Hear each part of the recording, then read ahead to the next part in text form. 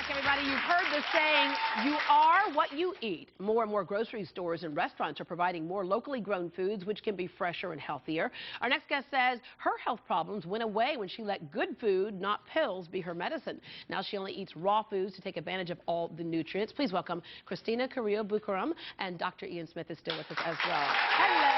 Hello. Okay, so what health problems were you dealing with? And how hard was it for somebody to finally figure out what was wrong with you?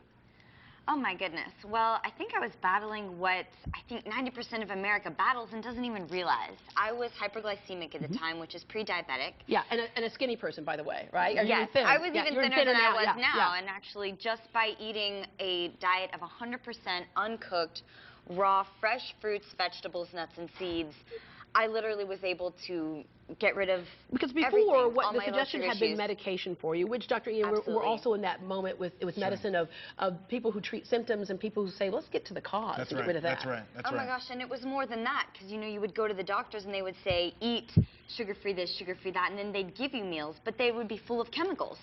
So your body can't heal when it's not eating fresh food. And also, you know, I try to tell people, you know, the food that you eat is fuel. Yeah. And, you know, the best medicine is actually food, the right foods. I mean, and some of the best medicines are made from actually herbs and things like that. And so I love this idea because there are a lot of people who are out there who are discovering, even on their own, before doctors are discovering, what foods help their conditions, what prevents certain diseases. This is why it's so important to get this information out to people. Yeah, because like you're saying, as your fuel, you wouldn't put like just the wrong fuel in your car. It's not going to work. Not going to work. I say that, right? Yeah, exactly. Right. Okay, so when we talk about eating raw, it's getting back to what we used to do. The last couple of generations, we got things out of a box, or we, you know. But let's go through what I know a lot of people ask, and that is, all right, can't always do fresh, which I think we can if we make the effort, right? Right. But if we have to do, let's say, frozen, is frozen the next best thing? I know you're not a great fan of frozen, but...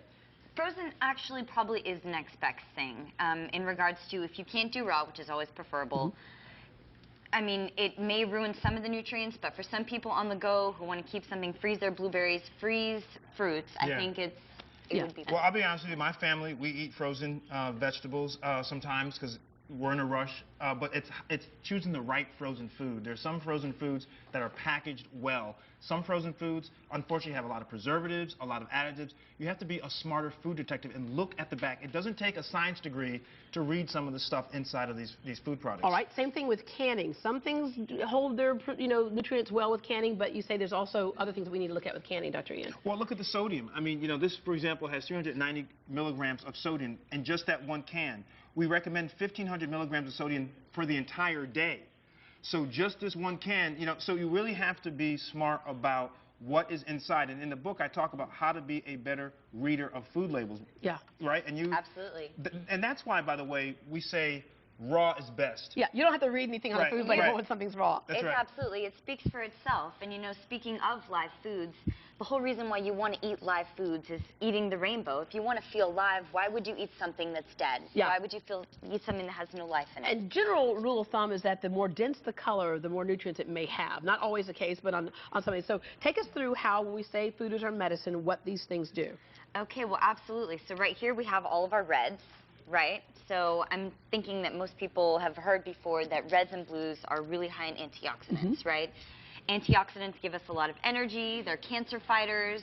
Inflammatory fighters. Absolutely. Lycopene, you can find tomatoes, for example, have lycopene in it, which is great to protect against prostate cancer. Yeah, and be careful, again, like I said earlier, about the tricks that the industry sometimes plays on us, because remember when they said, turns out that pizza is fantastic for you. And literally, I remember as a news anchor reading this going, oh, thank goodness, right? And then they said, I go, well, what's the reason why it's fantastic for you? They said, because tomatoes have lycopene in them. And it's like, okay, then eat the tomato. When you threw all that other, you know, triple meat, also, it didn't really help it. Yeah, exactly. So, yeah, eat the tomato. Okay. Right. So, all right, we're heading to the yellows.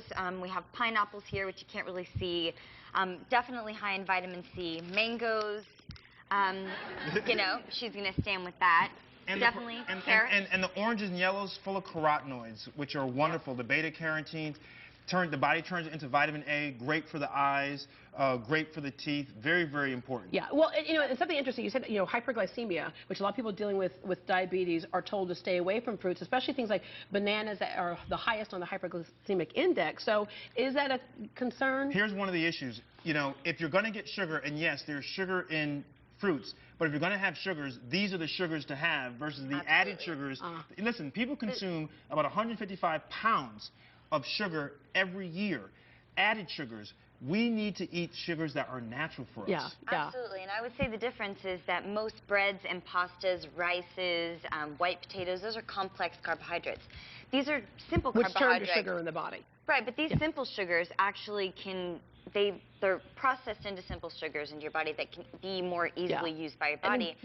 I mean, I got rid of my diabetes by eating 9 bananas in a smoothie. I eat about 3,000 calories a day. Some days I'll eat 15 bananas if I'm running a long race or something like that. I'm going to try that 3,000 calories a day. But the key for diabetics, of course, also is every diabetic is different. Right. And so the diabetic needs to make sure that this particular fruit does not trigger, their spike in their glucose level. So it's idiosyncratic. We all are different that way, but diabetics should definitely check. Also, when it comes to sugar, because this is a big debate too. I know a lot of us get these substitutes because we think, okay, that way I have 0 calories, and we're doing everything but sugar. But at least in moderation, the body recognizes what sugar is. That's absolutely. And the greens too, by the way. I mean, we cannot never forget the greens. The greens are absolutely wonderful.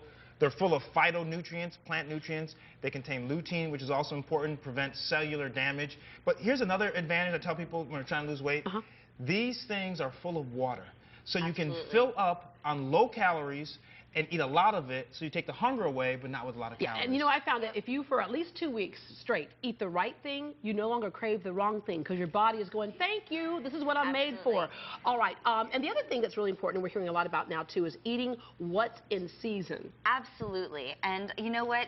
Speaking of greens, we're just coming out of winter. Greens are abundant right now. It scares people to eat greens. So an easy way that you guys Not my family, some collard greens. An easy way to get greens is, there's a new revolution out called the green smoothie revolution. Basically, blending fruits with greens in a smoothie is so easy to take with you on the go. It's delicious, and it really doesn't scare people, and it helps them to get that in. So. 5 servings of fruits and vegetables a day is the minimum we should try to get, and it's not that difficult. All right, and the cool thing about actually varying your diet is that you're getting a wider array of nutrients now, because we need much more than a lot of us kind of get stuck in the same thing that we eat all the time.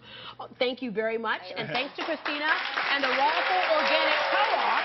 Everyone in our audience will get their shot of the red group loaded with fiber. You're getting apples, everybody. Find out more about Kristina and Rawful Organic Foods and how to prepare them by logging onto our website, greatdayhouston.com. All right, The Biggest Loser, I Used to Be Fat, Addicted to Food, Ruby, Shedding for the Wedding. The people on those shows go there to lose weight, but to keep it off, they have to first deal with their unhealthy relationship with food. From anorexic to overeater, we'll take a look at what has become the most deadly of all psychiatric illnesses and why we're so addicted to the scale.